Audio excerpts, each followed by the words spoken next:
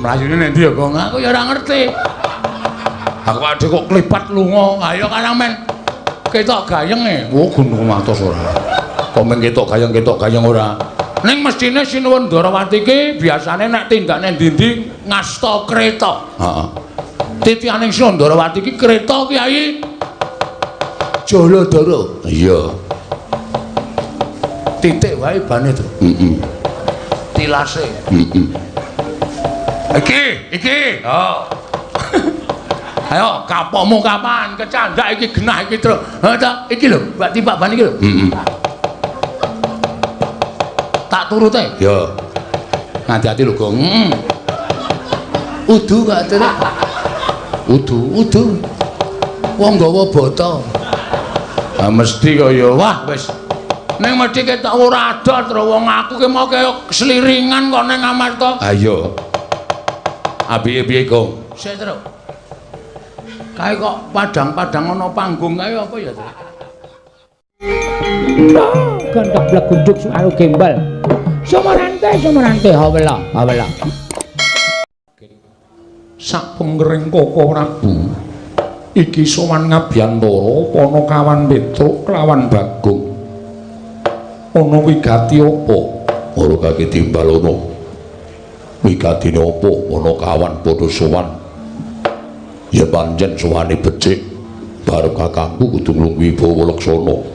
Nah yen sowane Petruk apa dene Bagong ming bakal gawe geger dielingake yen to iki ning kedaton. Iya Dimas. Prayoga nunggonmu lungguh. Ya wis ora kurang prayoga. Panakawan Petruk padha rarja sapraptanira Panakawan. Nunamit pasang Kalimantabe tinebena iki lho dene dumawahing tawang tuwang Sinuwun. Menawi wonten lepat kanggen kula mun jantung ngesok Paduka Sanata, kula nyuwun pangapunten jer kula menika namung batur. Kula menika namung kawula, kula menika namung Panakawan. Mila kiranging tata krami, kiranging munggah uga kula nyuwun pangapunten. Ya Petruk ora dadi ngapa. Wilujeng sowan kula bekti kula kunjuk. Ya Petruk ndak tampa pangestuku tampanana kula pundi nggo jimat paripe. Dayanana ing kasantosan. Prayoga nunggonmu lungguh sampun boten kirang prayogi. Panakawan Bagong padha rarja sapraptamu. Pangestunipun Sinuwun Prabu Darma Kusuma tansah pinayanganing kawidadan niring Sambikala.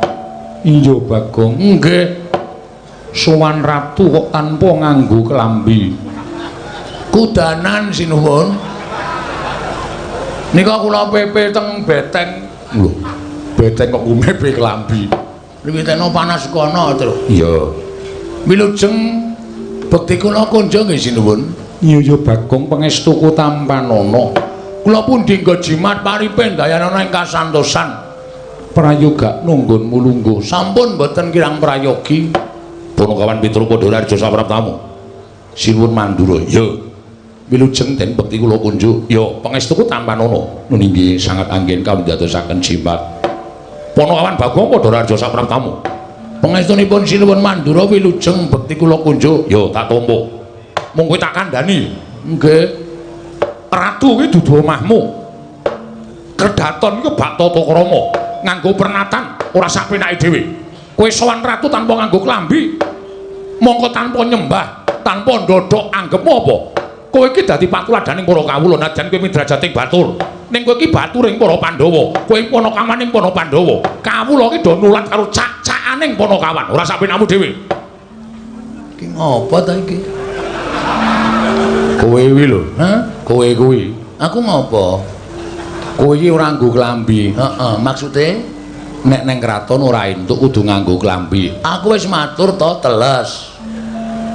Nek aku masuk angin Baladewa gelem ngeroki apa? Lho. Kose to iki ratu e, Gong. Lah wong ora ana kenthang kimpuling lelakon pojok plaret ing kanan kok muni-muni lho. Tur sing tak jak salaman ki Sinuwun Prabu Puntadewa. Sinuwun Prabu Puntadewa ora lara atine kok wong kono-kono kok geger ngopo? Gong, iki Nalendra. Wis ngerti ngomong tukang becak ya sapa? Ning ora ngawur. Aku ya lara ati duneke sak penake dhewe ora. Tur kene iki Ngamarta. Aku ki mlebu metu kene iki, Truk. Nek ora ana pasewakan kowe ngerti dhewe to. Sing ngepel iki sapa? Kowe karo aku nganti gembrobyos. Sing ngepel aku, sing resik-resik aku, sing ngeluti aku kok. Kono kok omong bae. Aku ki ngandani tata krama, tata kramane abdi karo ratu lan pranatane praja. Wis ngerti? Wah, Jan. Gong ora gawe masalah kowe iki. Wis to santai wae. Sinuwun Prabu Puntadewa ki aku ora klamben ora apa-apa. Tak ora percaya tak. Sinuwun. Piye Bagong? Nyun ngapunten kula mboten ake klambi nggih. Ora apa-apa. Oh. Mendengar apa tidak? Senengane do kaya ngono kuwi. Sinuwun Prabu Darma Kusuma kuwi sawijining ratu sing lembah manah. Abdine iki dunggahke ning Datulaya arep wong kere gedibal 17 nek pancen niate apik kepengin nyuwun karo Nalendra diparengake munggah ana ing Datulaya sing jlambrahe kaya ngene iki ya Tru ngono kok omonge ora ya wis ora gelem ngandani ya wis ora usah ngandani wong bapak ora tau ngandani kok kowe ngandani demen isin kowe rasa kondo karo Bagong rasa ngomongi Bagong dinengke wae. Wah, bocah kurang saon. Wingi pun digenepi ate. Petro Podolarjo sapraptamu. Lujeng den bekti kula kunju. Ya, Bagong. Dalem. Rarjo sapraptamu. Pengaturipun Dara Werkudara wilujeng bekti kula kunju. Ya. Petro Bagong Podolarjo. Pengaturipun Dara Janaka wilujeng bekti kula ngidin. Ya, Petro Bagong. Nun. Raharjo sapraptamu wilujeng bekti kula kunjuk iya ing atase Bagong kok akon pindah Janaka njur derajat iki dhuwur endi mriki niku tempat duduk kula kok sampean kok ngenggoni nomere kursi pinten lho nomere kursi pira padhake ora wis Janaka ora dadi ngopo kok Prabu Kasinggihan Petro dalem ana apa Petro apa sowan saka karepmu dhewe apa diutus bapakmu Semar saderengipun kepareng ngaturaken tebah Siti Sekul binunteling ron klapa apuran tambah bilih wonten lepat kula anggen kula munjuk atur Paduka Sanata iya Petro ora dadi ngopo matur sembah nuwun dungkap angka kalih kula namung badhe caos suwuninga sinuwun sampun wonten setunggal condro niki bapak lara. Lho. Bapakmu nandang ruga. Nggih. Pun boten purun menyat saking peturon. Ming meneng mawon. Nek kayane niku ya mbuh larane apa ning matane niku melek terus kecap-ketip ning boten purun ngendika, boten purun obah, ming meneng mawon. Oh, sentek ati kula. Ya, Gong. Ora. Mbok iya ngono to, Le? Aku ki penemune dhewe to. Iya, iya. Soale nek bapak loro iki asline lho aku bahagia. Lho. Mergane pekarane bapak gedhe. Kan ra urane kowe karo aku entuk warisan. Nek ndasmu diklukne ra percele kene kok. Anak kok kaya ngono ora. Wis gek matur, bapak niku sakit. Oh, kula mboten kurang-kurang anggen kula kepengin nambahke bapak niku kula goleke Brahmana wiku winasis sing wong pinter kula kan jampeni karo bapak ning ya wis madal sairing usada mboten iso ditambani. Sedih kula pendak dina niku kula tunggoni. Ya mau nganti sesasi kok dereng enten kabar Pandhawa tilik karo bapak. Mula tumuli nalika semanten wancine malah tengah wengi. Kula kalih gareng kalih Bagong niku nedeng mlek-lekan nunggu karo bapak. Bapak niku gregah tangi. Kaya dudu bapak sing ngendika. Ning nuding kalih kula kalih Bagong, nuding ngenten iki terus ngendika, Pandhawa kudu tekan kene sinambi mundi pustaka Jamus Jimat Limasada. Bareng ngoten niku nggletak melih. Persis Mr. Bean ya. Kowe ngerti Mr. Bean barang auto TV e. Waduh. Wis tuku TV. Wis karo kasidi apa? Kasidi player. VCD kok kasidi kowe. Seneng ilikmu kowe kok. profesor di kaset kuwi. Heeh, apik iki. Heeh. Apik terus. Wah, kanggo nyeteli film silat. Mulane betah ning omah. Kowe ndek sing Cina? Wes. Ajar ora.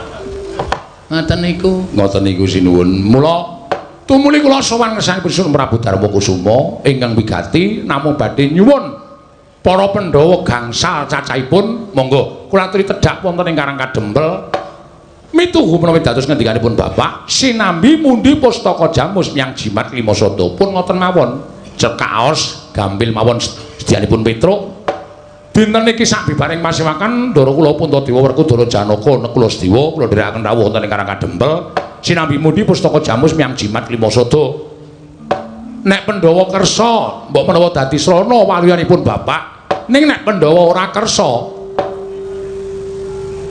ateges nuwun sewu selaminipun kula suwita menika mboten dipun agem dening pepundhen Pandhawa selaminipun kula labuh-labuh dhateng para Pandhawa menika mboten dipun gagas dening para Pandhawa lan nyata yen Pandhawa menika satriya ingkang mboten ngerti dhateng lelabetanipun tiyang sanes menapa to sababipun kula matur mekaten hembanipun Bapak menika anggenipun suwita dhateng para Pandhawa menika sirah dienggo sikil dienggo sirah ming supaya muktekke para Pandhawa ning bareng Pandhawa wis mukti ngawibawa Nyakrawati mbau dendha diaturi rawuh teng Karang Kadempel kok Pandhawa mboten kersa kanthi pawadan alasan napa kemawon mboten tedhak enten Karang Kadempel kula anggep nek Pandhawa nika mboten ngerti males kabecikanipun Bapak Semar pun ngoten mawon kula nyuwun dawuh Petro wonten dawuh satemene nawangsa penggalihku bareng midhanget yen to bapakmu nandhang ruga. Nggih.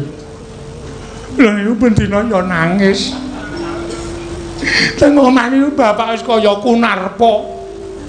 Wis ora iso apa-apa. Bebuang nggih teng kasur. Nguyuh nggih teng kasur. Bapakmu nggih. Kula sing ngresiki. Kalih kula ora tau gelem. Wingi dek pas kira ana aku lho, Tru. Ora tau nyedak ora gelem malah wedange bapak tok omba-ombe. Kuwi anak sing kebangetan kok, Gong. Lho sinuwun. Terus kula mbok menawa niki dadi sarana waliyane bapak. Pandhawa tak aturi rawuh teng Karang Kadempel. Petro, dalem aja ngluputke aku ya, Petro. Lah pripun? Yen kowe njaluk Pandhawa jangkep dina iki ora jangkep. Yen sira nyuwun Pandhawa mundi pustaka jamus kelima sada dina iki ora ana. Lho. Sebabe napa? Mara gagi petungen Pandhawa ingkang padha lenggah ning Datulaya iki apa genep 5. Ndara Werkudara, Ndara Janaka, Ndara Nekula. Oh. Kok kurang siji? Bendaramu Sediwa ora ana. Kok mboten wonten? Petruk tak ketak sirahmu kok. Kaget aku. Yen ngapunten ayo. Kaget kula ki yo. Kok dadi Ndara Sediwa mboten wonten niku pripun? Gong. Ndara Sediwa ora ana. Lho, le nyarekke jam pira? Ora paham saiki. Tegese ora ana iki ora ana ning Pasewakan. Hah? Ora ana ning Pasewakan. Lho. Nanti iki lagi arep tak rembug le. Wah, jan iki kok dadi kanane. Ha iki nek nganti ora genep 5, Pandhawa ora rawuh ning Karang Kadempel, bapak mati lho, Tru. Ha iya. Kanane kaya ngono e. Piye iki? Sik, ngenteni Sinuwun Prabu Darma Kusuma. Mula aku matur karo kowe, aku kandha karo sira. Aja ngluputke aku. Lah terus kok kanane kaya ngenten panjenengan pembareping para Pandhawa kok nganti Pandhawa godhang kurang siji niku lho kok ngluputke sapa? Petro, nggih. Sing nundung bendaramu Sediwa apa pun bendaramu Jodipati. Ndara Werkudara. Iya, Petro. Sebabe Koko Prabu Ndarawati rawuh kepengin nyuwun ngambil pustaka jamus kelima sada. Kabeh padha sarujuk amung bendaramu Sediwa ingkang ora mathuk lan ora cocok. Merga rumangsa pustaka kuwi aja nganti pisah kaliyan para Pandhawa. Pusaka kuwi dadi panguripaning kawula Ngamarta. Yen pusaka bakal diboyong ning Ndarawati, bendaramu ora sarujuk. tumuli dadi cengkah rembug kelawan bendaramu Njodipati gempung penggaling bendaramu Werkudara tumuli bendaramu Werkudara nundung kelawan bendaramu Sedewa kon lunga saka negara ing Amarta merga Sedewa ngukuhi pustaka Jamus Klimasada aja nganti lunga saka negara Ngamarta Petra. Apa itu? Menengo. Mundur. Ki aku nesu iku mbane kedupak cangkemmu. Nuwun sewu Gus. Nuwun sewu Ndara Werkudara. Ndara piye? Leres sampeyan nundung Ndara Sedewa. Iya pancen bener. Sababe Ora manut karo aku. apa kudu ditundung nek wong ora manut? Apa wong nek ora manut kudu ditundung lunga? Apa kudu lunga saka negara Ngamarta kula tak takon? Apa ora iso dikandhani kanthi alus-alus? Ndara Sedewa niku adimu lho, nuwun sewu. Panjenengan kalih Ndara Puntadewa kalih Ndara Janaka menika tunggal wadah, tegese tunggal ibu. Mongko Ndara Sedewa kula niku beda ibu, mongko ujaring para sepuh, yen kowe tresnani adimu ku alon ki tresnanono ngluwihi adimu sing tunggal wadah.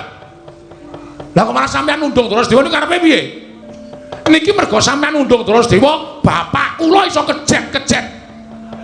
Merga Pandhawa ora iso rawuh teng Karang Kadempel jangkep 5 cacahe. Apa itu masalahe? Waduh. Tak ketak-ketak kowe. Aku tak takon aku tak melu nesu. Ngene lah omongi, heeh. Ndara Werkudara nundung Ndara Sedewa. Wus. Mergane Ndara Sedewa nggondhali pustaka Jamus Klimasada sing arep diboyong Ndara Sinuwun Ndarawati. terus Ndara Sedewa diseneni Ndara Werkudara ditundung lunga. Monggo kowe ngerti to bapak butuh Pandhawa 5. heeh. Monggo nek ra ana siji ki tegese Pandhawa ora genep 5. Ngono ya? Heeh. Lah terus masalahe kowe le nesu. Lah ya iki mau. Watis. Ora ana ketoke ora ana sing nggo nesu ya, Tru. Ndara Werkudara nundung Ndara Sedewa. Heeh. Merga Ndara Sedewa nggondheli pustaka Jamus Klimasada. Ndara Werkudara duwe penemu pustaka diparingke Sinuwun Ndarawati. Betul. Ndara Sedewa terus ditundung mergane Wani karo Ndara Werkudara. terus Ndara Sedewa lunga. Heeh. Lah ya iki nesune nggo nendi?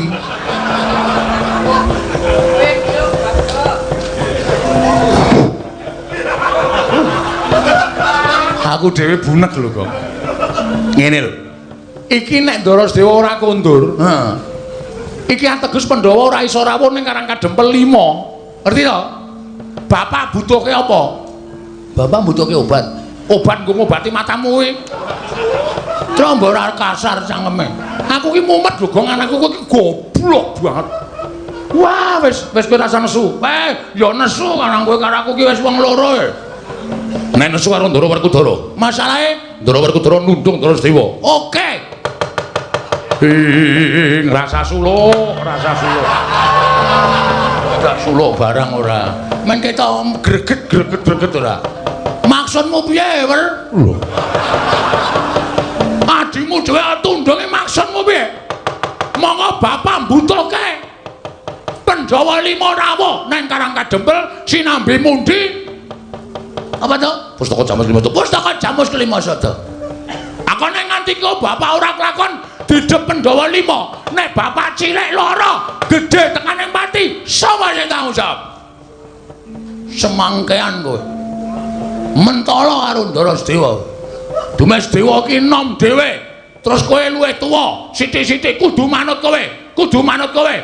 Ora selawase wong tuwa ki bener. Semangkean ora. Kowe iki nesu karo sapa? Werkudara, kok ngetke aku? Siramu nutupi kok.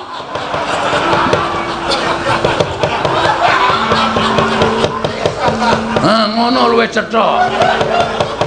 Ratu kok kon mengleng iki lho. Ora ana ratu kok kon ngene iki ora ana.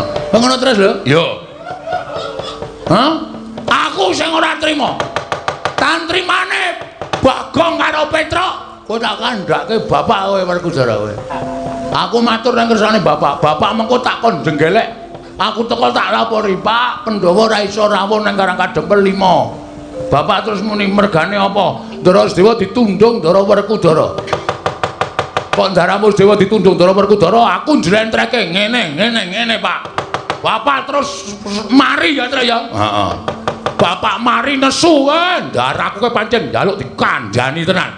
Nesu nang Jodipati. Pancen bapak war nesu arek aku kon mara. Ora wedi ya, Tru. Liyane. Pamane apa? Nek bapak nganti nesu karo sampean, bapak ngetokke kekuatane bapak. Kekuatane bapakmu apa? Apa itu? Ambo. Apa kekuatane? Apa ayo? Aku ora ngerti kok. Yaiku kekuatan lahir lan batin. Kowe cilaka nek nganti kena kekuatane bapak. Pun pokoke kula mboten trima perkara niki. Kula ya ora trima. Tak kandhani. Kowe tak kandhani do iso ora? Kowe iki do gagas karo awakmu apa ora? Kowe iki do nyawang karo githokmu apa ora? Kowe iki mung batur kok dlangap-dlangap. Ucapmu ning Kedaton Negara Ngamarta. Werkudara ki arep dikaya ngapa kuwi piyai? Kuwi bendaramu, ora sapenakmu dhewe tau una-unake. Tru? Padha loro mungsuhe saiki, Tru. Iya. Kowe njagani Werkudara, aku tak njagani iki. Ratu Valentine. Lho. Ratu Valentine. Aku iki ping kuwi awake kuwi. Bagong saya kurang ajar karo aku. Saiki ngene bae, kowe bali yo. Ngenteni nek wis rampung Yai Prabu Ndrawati nambak rekaning perut sing Dwaraka. Wis lak mecicil, Bapak. Sing dibutuhke saiki kok. Tru, percuma wae dhewe padu karo wong loro iki. Karepe mumpung Sinuwun Ndrawati durung adoh, terus doya ya, Tru yo. Yo, bekakang nendaran. Yo, ora apa-apa kok, yo. Manuk semanik jajalan surtane baune iblis lanak. Ratu diancam karo batur harga ngopo Pak?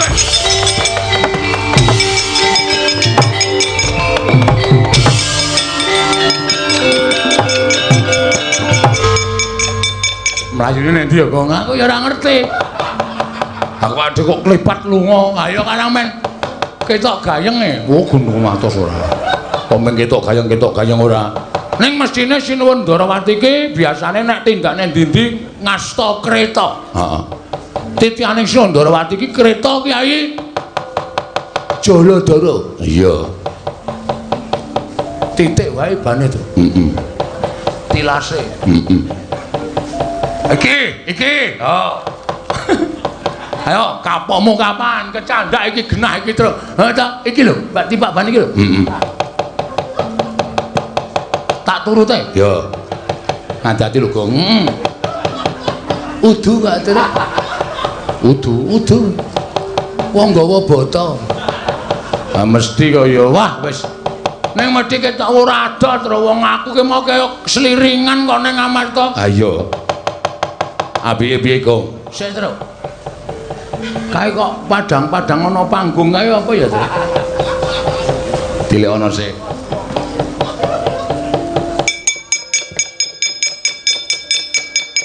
Apa Gong? Ana pentas limbukan. Nonton sik wae piye? Yo.